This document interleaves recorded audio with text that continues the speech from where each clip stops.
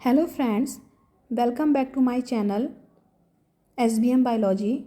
Friends, today we are going to discuss about the second part of syllabus. ठीक है, आज हम क्या करेंगे, आपका जो सिलेबस का सेकंड पार्ट है बॉटनी के सिलेबस का, यानी कि टीजीटी बॉटनी के जो सिलेबस का जो सेकंड पार्ट है उसको हम डिस्कस करने जा रहे हैं।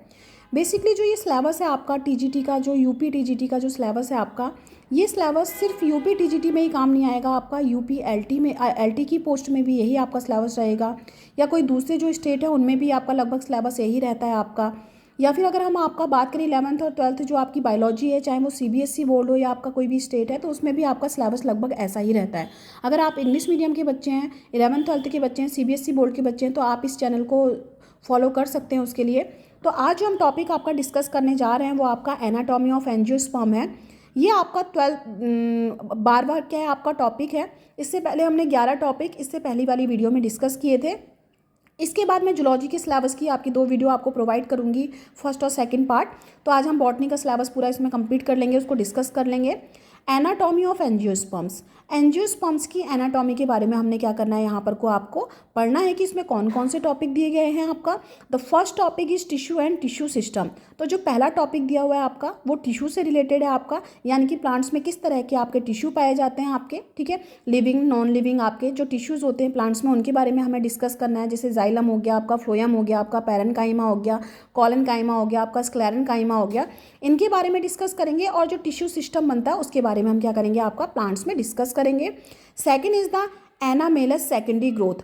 तो जो आपका एनामेलस सेकेंडरी ग्रोथ है आपकी, ये एबनॉर्मल सेकेंडरी ग्रोथ होती है आपकी, ठीक है। इसके बारे में भी हमने इसमें क्या करना है, आपका डिस्कस करना है। एक आपकी नॉर्मल सेकेंडरी ग्रोथ होती है आपकी, जो डाइकॉट प्लांट्स में आपकी देखने को मिलती है, आपकी रूट में और किस में, आपका स्टेम में।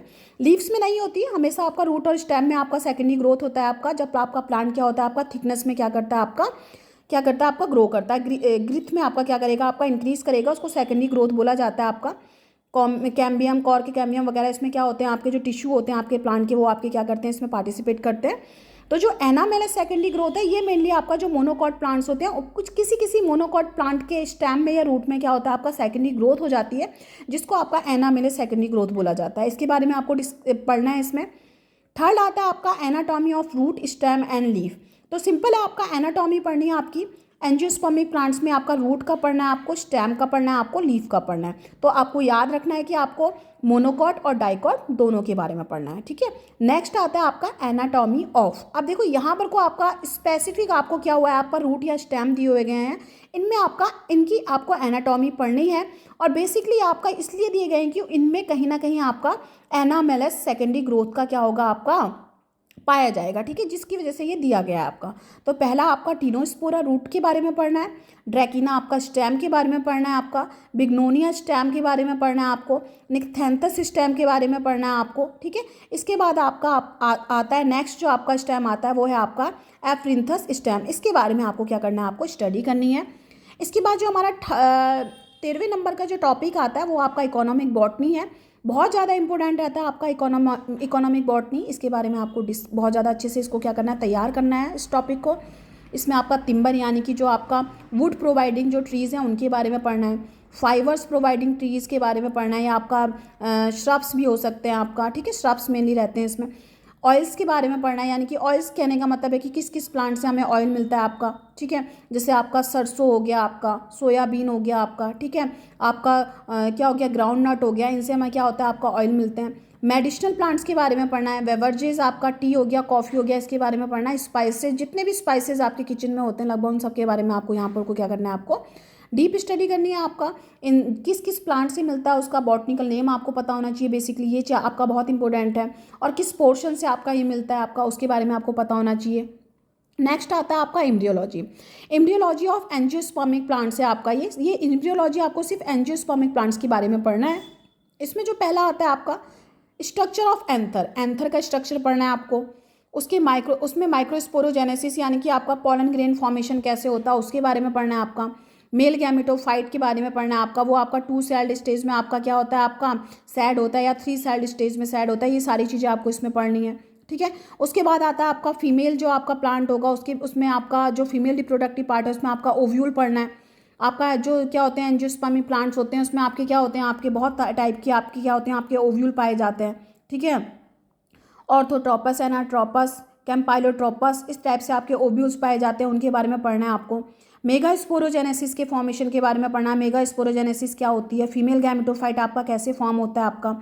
इसके बाद आपको एंडोस्पर्म के बारे में पढ़ना है। एंडोस्पर्म क्या होता है आपका, ठीक है। एंडोस्पर्म आपका न्यूट्रिटिव स्ट्रक्चर होता है आपका किसका, आपका जो आपके एंजियोस्पर्मिक प्लांट्स होते हैं उनमें। पॉलिनेशन कौन कौन सा किस प्लांट्स में होता है आपका, सेल्फ पॉलिनेशन हो गया आपका, क्रॉस पॉलिनेशन हो गया आपका। सेल्फ पॉलिनेशन में भी क्या आपके डिवाइसेज होते हैं प्लांट्स में, क्रॉस पॉलिनेशन के लिए क्या क्या डिवाइसेज होते हैं, ये सारी चीज़ें आपको पढ़नी है।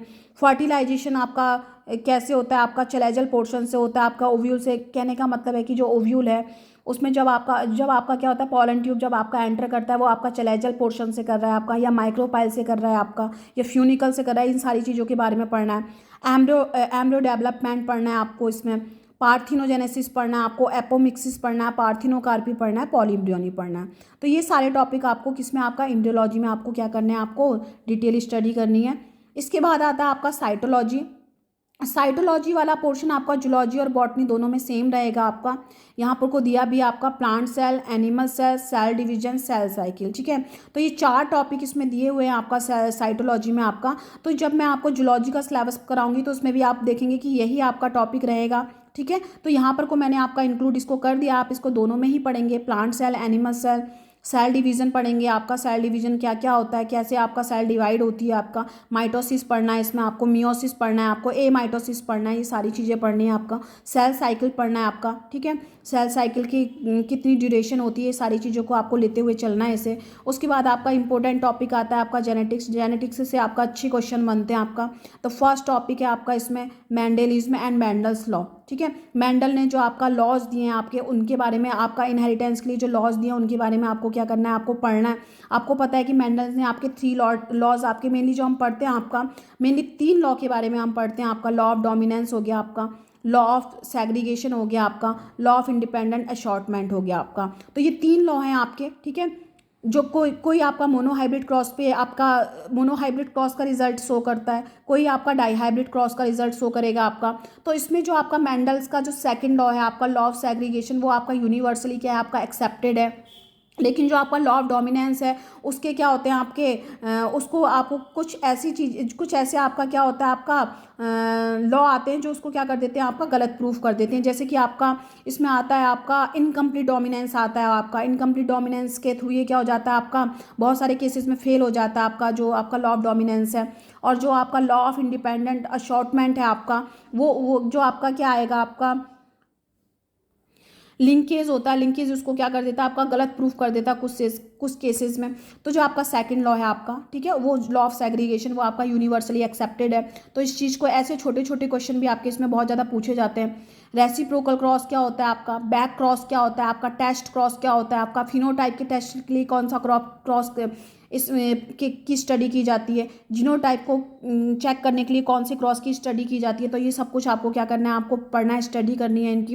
क्रोमोजोमल स्ट्रक्चर के बारे में पढ़ना है। इसके बाद आपका क्रोमोजोमल एब्रेशंस के बारे में पढ़ना है। जीन म्यूटेशन पढ़ना है आपका। जीन म्यूटेशन आपका इनकम्प्लीट डोमिनेंस को शो करता है आपका। लीथल जीन क्या होते हैं आपके, उनको पढ़ना है आपको। कॉम्प्लीमेंट्री जीन क्या होते हैं, ये भी पढ़ना है। साथ में आपका सप्लीमेंट्री जीन पढ़ना है, म्यूटेशन पढ़ना है आपको, साइटोप्लाज्मिक इनहेरिटेंस पढ़ना है। तो ये बहुत ही अच्छा आपका टॉपिक है, बहुत ही इंटरेस्टेड होता है ये टॉपिक पढ़ने में। जेनेटिक्स बहुत ज़्यादा इंटरेस्टेड होता है जब इसको पढ़ा जाए। इसके बाद आता है आपका biochemistry. Biochemistry is also same for zoology, ठीक है। जूलॉजी के लिए भी आपका सेम रहेगा, आपका बॉटनी की जैसा ही रहेगा आपका। सेम यही टॉपिक आपको वहाँ भी देखने को मिलेंगे। The first is the carbohydrate, second is the protein, third is the lipid, fourth is the nucleic acid and enzymes. तो ये आपके दिए हुए हैं आपके, ठीक है, बायोमोलिक्यूल्स दिए हुए हैं। इनके बारे में आपको क्या करना है, स्टडी करना है। ये इन बायोमोलिक्यूल्स को क्या करना है, आपको बहुत अच्छे से स्टडी करनी है। इसके बाद आता है हमारा 18वें नंबर का जो हमारा टॉपिक आता है वो आता है आपका प्लांट फिजियोलॉजी। ये 11th जो आपका एनसीईआरटी की जो 11th की बुक में, उसमें बहुत अच्छे से दिया हुआ है। अगर आप उसकी रेफरेंस बुक को यूज़ करते हैं तो उसमें आपको बहुत अच्छे से आपका दिया रहता है, आप एक बार उसको देख सकते हैं। इसमें आपका फोटोसिंथेसिस है, रेस्पायरेशन है, प्लांट हार्मोन्स है, आपका वर्नलाइजेशन है, आपका सीड जर्मिनेशन है, आपका फोटो पीरियोडिज्म है, आपका N2 साइकिल है, आपका C साइकिल है, मिनरल्स एंड ट्रांसपायरेशन है, गटेशन है, बहुत सारी चीज़ें सारी दी हुई हैं आपकी। इसको आपको पढ़ना है, डिटेल में पढ़ना है, बहुत डिटेल टॉपिक होता है आपका ये फोटोसिंथेसिस रेस्पायरेशन, ठीक है। इसके बाद आता है आपका इकोलॉजी। इकोलॉजी में आपको कंप्लीट इकोलॉजी को क्या करना होगा, आपको स्टडी करना होगा। ऐसा नहीं है कुछ स्पेसिफिक टॉपिक लेकर के आप चलेंगे, आपको कंप्लीट इकोलॉजी पढ़नी पड़ेगी, क्योंकि इकोलॉजी एक ऐसा टॉपिक है जिसमें से बहुत सारे क्वेश्चन बनते हैं आपके। ठीक है, देखने में लगता है कि बहुत ईजी, हम एक दिन में पढ़ सकते हैं, 2 दिन में पढ़ सकते हैं, लेकिन बहुत डिटेल में पढ़ना पड़ता है, तब जा करके हमारे क्वेश्चंस क्या होते हैं, आपके सही होते हैं, उनके आंसर सही होते हैं। Then plant pathology. Plant pathology में वही है आपका कि प्लांट्स में कौन कौन सी डिजीजेज होती हैं, आपका bacterial diseases, fungal diseases, viral diseases, इनके सिम्टम्स क्या होते हैं, इनका क्योर क्या होता है, आपका कंट्रोल कैसे किया जाए। तो ये टॉपिक आपका पहले जो अब हमने वायरस पढ़ा था, वायरस टॉपिक के बारे में जब मैंने डिस्कस किया था तो बताया था कि जो डिजीजेज होती हैं वो इंपॉर्टेंट होती हैं, आपकी बैक्टीरियल डिजीजेज हो गई आपकी, और साथ में आपकी फंगल डिजीजेज हो गई। तो ये टॉपिक आपका वहाँ से भी कुछ लगभग क्या हो जाता है, आपका कवर हो जाता है। नेक्स्ट आता है आपका बायोटेक्नोलॉजी। जो टेक्नोलॉजी आपका ये टॉपिक फिर से आपका क्या हो जाता है, आपका कॉमन हो जाता है, जूलॉजी में भी है, आपका बॉटनी में भी है। ठीक है, तो रिकॉम्बिनेंट डीएनए टेक्नोलॉजी आपका पहला टॉपिक है। ट्रांसजेनिक प्लांट्स हैं, अगर हम जूलॉजी की बात करेंगे तो वहाँ आपका ट्रांसजेनिक एनिमल्स आ जाएगा। ठीक है, टिश्यू कल्चर हो गया, डिजीज़ फ्री प्लांट्स को ग्रो करने के लिए आपका टिश्यू कल्चर का यूज़ किया जाता है। आपका वैक्टर्स क्या होते हैं, आपका वैक्टर्स का कैसे यूज़ किया जाता है, आपका बायो पेस्टिसाइड्स हो गए, बायो फर्टिलाइजर्स हो गए, ह्यूमन वेलफेयर हो गया। तो ये सब कुछ आपको क्या करना होगा, आपका स्टडी करना होगा। ट्रांसजेनिक पहला प्लांट कौन सा था आपका, कौन सा आपका कमर्शियल प्लांट है जो आपका ट्रांसजेनिक है, इस टाइप से आपको पढ़ना पड़ेगा। ट्रांसजेनिक एनिमल्स के बारे में पढ़ना पड़ेगा। सबसे ज़्यादा आपका ट्रांसजेनिक एनिमल्स क्या है, रैट है, आपको पता होना चाहिए। उसके बाद आता है आपका मॉलिक्यूलर बायोलॉजी। ये टॉपिक फिर से आपका सेम हो जाता है आपका जूलॉजी के लिए भी। ठीक है, जो आप यहाँ जो दिया गया है वही आपका जूलॉजी में भी है। ठीक है, तो यहाँ पर को आपका जीन हो गया, आपका जेनेटिक कोड्स हो गए आपके। ठीक है, जेनेटिक कोड्स के बारे में आपको पढ़ना है, बहुत इंपॉर्टेंट है। आपका न्यूक्लियोटाइड्स हो गए, न्यूक्लियोसाइड्स हो गए, आपका रेप्लिकेशन ऑफ डीएनए हो गया, जीन एक्सप्रेशन हो गया, आपका जीन रेगुलेशन हो गया आपका। तो ये सारी चीज़ें क्या करनी है आपको यहाँ पर को स्टडी करनी है, यानी कि पूरा जो डीएनए है उसके बारे में आपको डिटेल स्टडी करनी है। तो ये टॉपिक सेम आपका जूलॉजी में भी रहेगा। आपके 2-3 टॉपिक हैं, जैसे आपका मॉलिक्यूलर बायोलॉजी हो गया, आपका बायोटेक हो गया आपका। ठीक है, देन आपका ये वाला टॉपिक हो गया जेनेटिक्स हो गया, आपका साइटोलॉजी हो गया आपका। तो ये जो 4 आपके मेन टॉपिक हैं, तो ये जूलॉजी और बॉटनी दोनों के लिए क्या रहेंगे, आपका सेम रहेंगे। ठीक है, तो आज मैंने आपको बॉटनी का सिलेबस आपका सेकंड पार्ट भी मैंने आपको पूरा डिस्कस कर दिया है। तो अगर आपको सिलेबस समझ में आ जाता है तो आपको पढ़ने में बहुत ज़्यादा ईजी होता है, आपको अपनी तैयारी करने के लिए बहुत ज़्यादा ईजी होता है। तो आप आराम से अपनी टीजीटी और पीजीटी की तैयारी कर सकते हैं। इसके बाद जो नेक्स्ट जो मैं वीडियो लेकर के आऊँगी उसमें मैं जूलॉजी के जो टॉपिक है, जूलॉजी में जितना सिलेबस दिया उसको हम डिस्कस करेंगे आपका डिटेल में कि कैसे क्या क्या पढ़ना है आपका। ठीक है, तो ये आपका बीएससी के लिए भी आपका ये जो सिलेबस है आपका, ये बीएससी में भी सेम यही सिलेबस है आपका, एमएससी में भी आपका सिलेबस है। तो आप जो बीएससी और एमएससी के स्टूडेंट हैं वो भी मेरी क्लासेस को फॉलो कर सकते हैं, मेरे चैनल को फॉलो कर सकते हैं। तो गाइस आज की वीडियो को मैं यहीं स्टॉप करती हूँ। अगर आपको मेरी इन्फॉर्मेशन अच्छी लगी हो, आपको मेरी वीडियो अच्छी लगी हो, तो प्लीज़ मेरे चैनल को सब्सक्राइब करें। ठीक है, उसको शेयर करें और कमेंट करें। Thank you so much.